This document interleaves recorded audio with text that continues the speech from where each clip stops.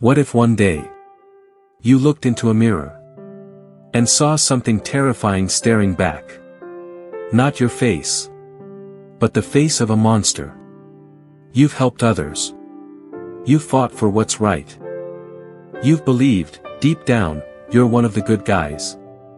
But the mirror says otherwise. Sounds like a myth.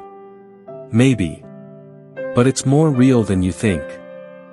This is the story of a warrior. A magical mirror. And the most dangerous thing we all carry inside. Our own heart. Once upon a time, in a quiet mountain monastery, a young warrior trained under a wise master. He dreamed not of fame or riches, but of justice. Of helping the weak. Of defeating evil. When he believed he was ready, he asked his master to let him leave the mountain and serve the world. The master looked at him, long and quietly. "You are not yet ready," he said. "But if you insist, I will give you two gifts. A sword to fight evil. And a magical mirror. A mirror that reveals the true nature of anyone who looks into it." This wasn't just any mirror. It could tell whether someone was a saint or a demon hiding behind a smile. The young warrior went down into the world. Everywhere he went, he held up the mirror. If it showed a demon, he fought. If it showed a noble soul, he bowed in respect. He became known as a protector. A man of virtue.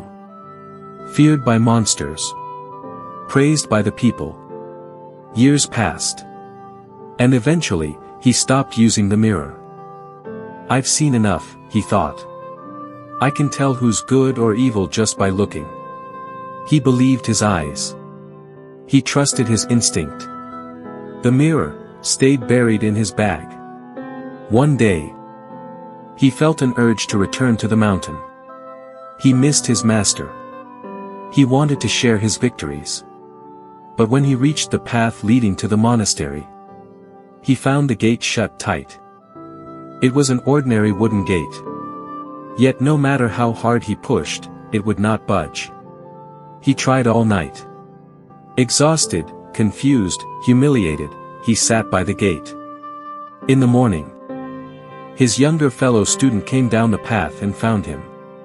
"Brother, when did you get here?" "Last night," the warrior sighed. "But the gate, it wouldn't open." The younger monk smiled gently. He walked up, and with a single, light touch, the gate opened wide. "The master made this gate special," he said. "Only those with pure hearts can open it." If the gate didn't open, perhaps it wasn't locked from the outside. Confused and shaken, the warrior followed his younger brother to the river. They stopped by the stream to fetch water.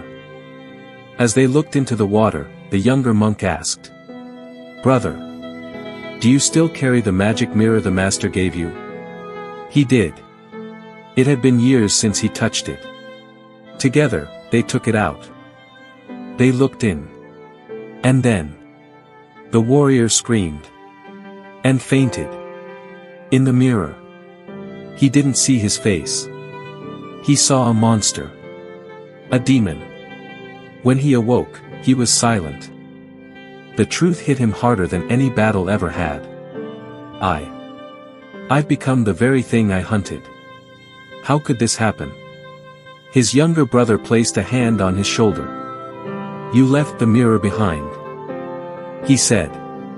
"You stopped looking at yourself. You thought you could see clearly. But your heart slowly changed.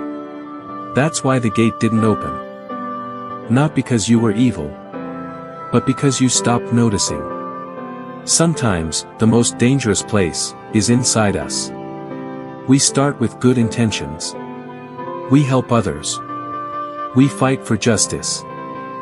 We tell ourselves, I'm the good one. But over time, ego grows. Pride whispers.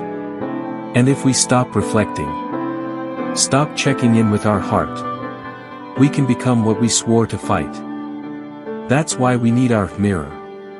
Whether it's mindfulness, a mentor, honest friends, or simply quiet moments of reflection? If we don't look inward, we'll never notice the shadow creeping in. So tell me, what's your mirror?